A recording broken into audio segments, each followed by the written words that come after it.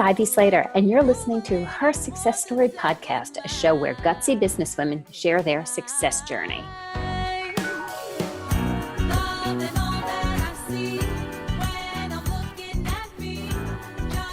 Hi, this is Ivy Slater, and welcome to today's episode of Her Success Story.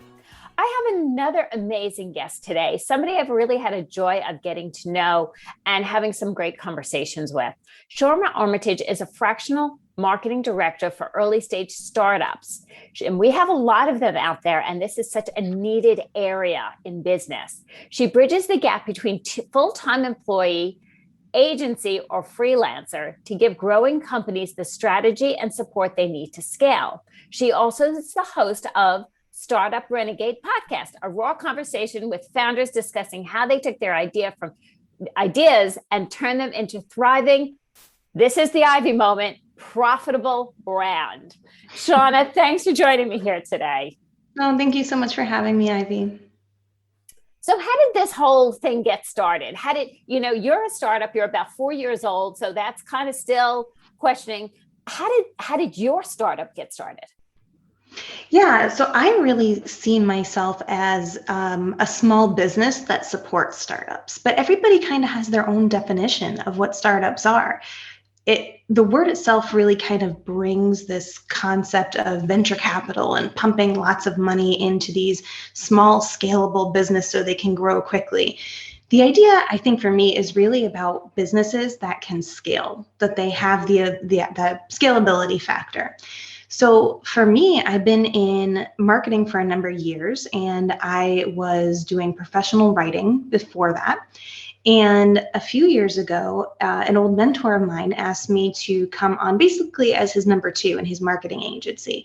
And I was thrilled. This was going to be my career. This was going to be, the job for the rest of my life.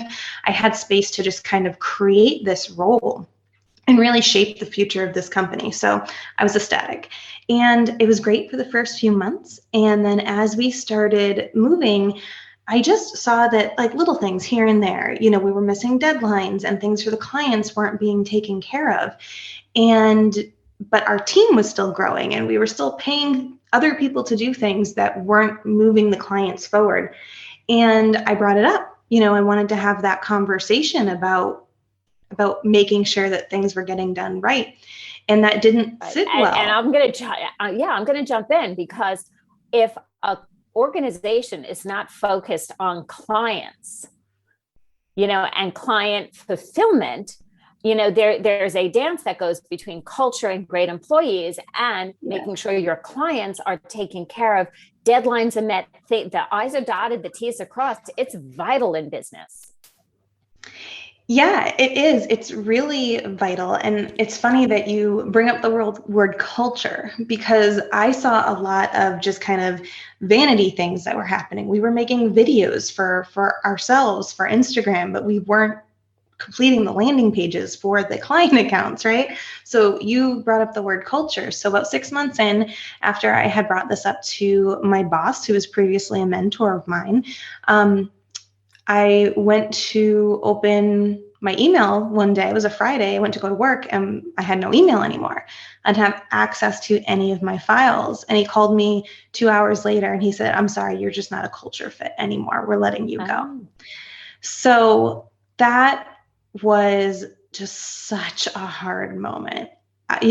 This is something that I really wanted to be a part of, but I did really want to do it well. I wanted to do it the right way. So, after I kind of had my little pity party for the weekend. And I'm just going to jump in here for a little bit. I truly think one of the hardest and I hate to say it, and that's a great thing that happens in our lives, is we all are going to get fired at some point. Okay. It happened to me. It was not a pleasant experience. I wept and cried gallons. Mm-hmm. What always comes out of that is such growth. We don't see it at the time, but there's such a great learning from that. And he was right, because you weren't a culture fit, because the culture, what was being driven on was ego and vanity and coolness and not good business. And your values was coming through. It was solid business.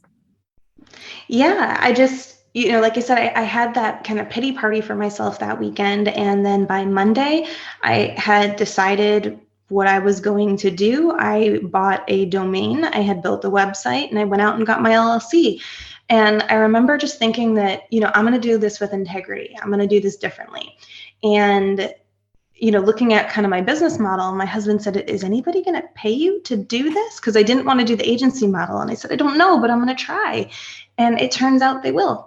And it's actually kind of a niche that no one's really talking about, because marketing agencies are everywhere, but there's very few people that come into businesses at this very deep, intimate level and break everything down and build a holistic marketing strategy, not just ads, not just content, not just SEO, brings all of these pieces together and then executes on them.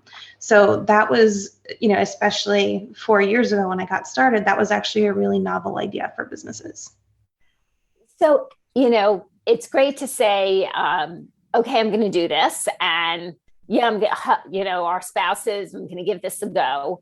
What were the steps you took? Because it's always, that question of where do you get started? And then with startups, when they're scaling, the average startup has so many things on their plate, never enough people to do it. Mm-hmm. And, there's the balance between, funding and growth. So yeah. How did you start? What were some of the key things you did? The first year was honestly a rocky start, if I'm going to be completely transparent. I didn't know that I wanted to work with startups at that time. So I was going to my local chamber of commerce. I was meeting people in my city on LinkedIn, going for lunch, just doing all of this networking, because previously I had worked remotely. I had worked from home. I had 3 kids at that point. So now, I didn't have this big network, and that was a problem when I started a business, right? So I went out and I worked on building my network, but I quickly found that kind of the local businesses that I was meeting with were not the kind of people that were going to pay my retainer fee. They weren't focused on growth in the way that I was. And then I had 2 lucky breaks that first year. About 6 months in, somebody from the co-working space that I was at had asked me to do a market study for them, and they were a healthcare startup. Wow. And then about 12 months in, somebody who had worked with my old boss and who had a bad experience found me, said that they had remembered my work from back in the day and wanted to know if I could take over their marketing program. And they were a SaaS startup. So it was kind of this light bulb moment where I had these 2 startups who were trying to grow the way that I was trying to enable growth. Their goals were in alignment. They had budget to actually, scale. So it was just a different kind of a mindset, a different kind of feel. And it was like, okay, well, these are the kinds of companies that I work with. And then I started involving myself more in the startup scene and meeting more companies like that. So let's talk about the mindset around this. Mm-hmm. I love that you're, qualifying, right? So you're going and saying, okay, are our goals in alignment? Is there a budget? We always have to realize when we're building, great clients are because it's a great fit on both sides, not one. And very often in early stages, people just take business to do business. And it sounded like you had a whole different level of integrity there. Yeah, I hope so. I just, I wanted to be somewhere where I could create an impact, not where I was just kind of executing on action items for other people. And that is hard in the beginning, right? Where a lot of CEOs are like, well, I need this for marketing, or I need that for marketing. And usually my first question is, why do you think you need that? And usually it's because, well, that's what my competitors are doing. Or, of course I have to do Google ads. Like, what digital marketing strategy doesn't include Google ads? And, I would have to explain to them, based on your product and your price point, you're not going to be able to get in front of Amazon, Walmart, Target, and Kohl's, for Google ads, right? You need to focus on a strategy that's going to actually drive leads, because you'll run out of your very small budget very fast if you're going for a strategy that pits you against that kind of competitor. So it was, the mindset for me was really these companies that A, had a scalable business model, and B, they were willing to invest in it. And this is hard. Investment could mean $500 a month. It could mean $5,000 a month. And the strategy will look very different depending on what the budget is. But at the end of the day, they were willing to invest in it. Where, a lot of the smaller businesses, they just wanted that organic growth. They just wanted to do those kind of slow things, but then they weren't seeing any returns on it. So it would get frustrating because they weren't willing to invest, money and resources on actual growth strategy. So do you see, now that you're several years in, do you see a niche market that has evolved for you? Did you target anything? How has your evolution gone? Yeah, I find that I work really well with CPG, e-commerce, membership, subscription type things. So I really love working with those kinds of companies. But part of my strategy from the beginning was not to limit myself to a particular industry, because there's something that you could learn from what you're doing in e-commerce, and you could apply it to the strategy that you're using for a SaaS company or a micromobility company. And having that flexibility, or seeing what kind of different niches or different sectors or modalities are doing for strategy, and being able to creatively apply it to somewhere else, was actually a big benefit for me in the beginning. So let's talk the reality of life. So you're a mom with how many kids now? With 4.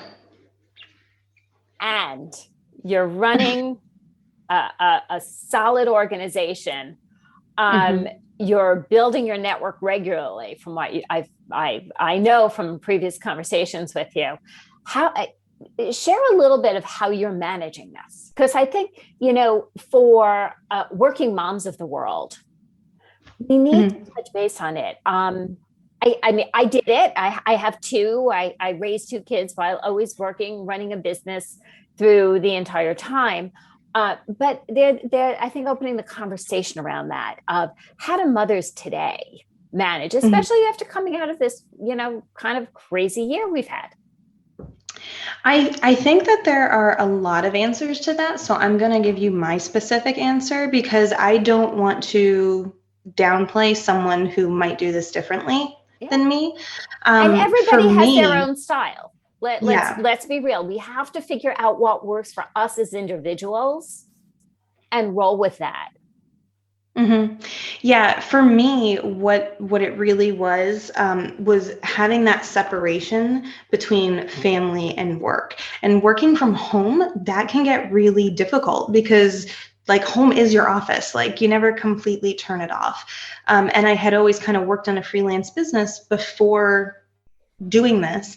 So, working 40 hours per week in an office space was much different. So the first thing that I did before I was even really making money is I put my kids in childcare, because I needed to have that separation. So it wasn't like checking emails while we were playing games together, or trying to write a proposal while they were doing art time. And I'll be honest, there are times that I have done that, because maybe, we had a pandemic and we didn't have childcare. But, when I'm really at my best is when they are in a great care situation, and then I can give myself fully to my clients and my work, my complete attention. And then, at the end of the day, I can shut that off. And then I can give myself fully to my kids and my family at the end of the day. So I know there's a lot of work from home moms that really are just amazing. And I am in awe of them. For me, where the balance came from was really creating that boundary and making that distinction between work life and home life. I happen to agree with you, and it makes so much sense. My concept always has been somebody has to go somewhere. Mm-hmm. It might be me, it might be them. It depended on ages and schooling and summers and vacations and things like that. But somebody had to go somewhere. And I know one of the things was the joy of coming back together. Yes. And people are like, well, isn't it hard? Don't you miss your kids or this, that, and the other thing? I was like, we're so excited to reconnect at the end of the day. I'm looking forward to it. They're looking forward to it. And everybody's had a great experience in wherever they were. And there's that saying that goes, happy mom, happy family. Yeah. And I just want to point out something too, where somebody would be like, well, don't you miss your kids? Well, you know what? Nobody asks my husband that question. And my husband misses the kids too, but we both provide for the family and we both have meaningful work. And just, having our kids in a great care situation where they're getting, checking all those developmental boxes, well, I can still, contribute to my work and my mental health in a meaningful way, is really positive. So for the startups of the today, what are some tips or strategies, advice on the marketing CMO side? You would say, what are some of the things they should be thinking about? The CMO or the business? Let's start on their marketing approach. Let's start on their business and then look at their marketing. So the startups of today, what are some of the things as a business they should be paying attention to? I think the first thing they absolutely have to be paying attention to is what's happening in society and culture right now. Because, I feel like it's so cliche to mention the pandemic at this point, but it has fundamentally changed the way we all do business. And to just kind of keep on going business as normal is just a dying approach. So the businesses that really did well last year were the ones that said, okay, things have changed. We need to connect with our customers. We need to provide this in a completely different way. Those are the businesses that thrived and grew last year because many businesses grew. It was the businesses that were like, well, we've always done this. What can we do? And they were just stuck that really struggled.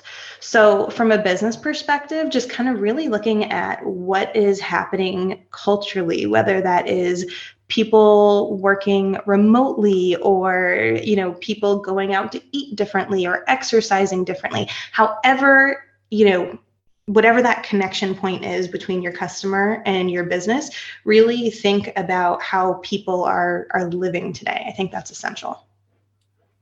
And when you come in and look at companies and their marketing in the startup area, what are some of the questions you ask? So I want everyone's marketing to do three main things. I want marketing to drive brand awareness. I want it to drive leads, and I want it to drive sales. So the marketing at a very high level needs to be focused on those three things. And I think that we very often can get stuck in particular platforms versus the strategy behind those platforms. So we have to be on Instagram because everyone's on Instagram. But, are we actually reaching people on Instagram? Are they actually clicking through and downloading that coupon code and getting on our email list so we can nurture them into the sale? Well, if they're not, we either need to ditch that strategy or we need to optimize it so that it's actually effective. Maybe instead of paying for that social media manager, we get ads set up, we get more brand awareness that way where we're directing people to, straight to the site and we can capture leads. So I think just especially with digital marketing, there's so much out there and there's so much that people feel that they have to do because that's what digital marketing is, instead of just really sitting down and focusing on what's the strategy that's actually going to get me in front of people and what's the strategy that's actually going to get me leads so I can go make this sale. I think that makes perfect sense. And it's always so tempting to say, oh, everybody is saying this, so I'll do it. Mm-hmm. Taking that moment and evaluate what is working, what is driving. I always, when I talk to my clients, we kick off every call with successes. What is working? Because what is working, it gives you insight into what you could be expanding on that might continue to work or work even, and it flourish further, in a simple way of putting it. So I do think what you're saying is making beautiful and perfect sense. So share with our listeners, how could they learn more about you? Yeah, absolutely. I am on Instagram at Shauna.Armitage, and I am the host of the Startup Renegades podcast, as you mentioned, where I talk with founders about their startup journeys. And you can find that basically anywhere where podcasts are available or at startuprenegades.com. Awesome. Listeners, you know what I say at the end of every show? Take a breath. What did you, by jumping in today and taking this time to actually listen to what Shauna had to share, what are the actions you're going to take away from it? Don't just show up and put something on in the background and not listen and define your actions, because that's where your growth is. Thank you for joining us here at Her Success Story. Please feel free to subscribe, and we come into your inbox every Monday morning, and share it forward. When you find something impactful, please share it forward. We'll see you next week.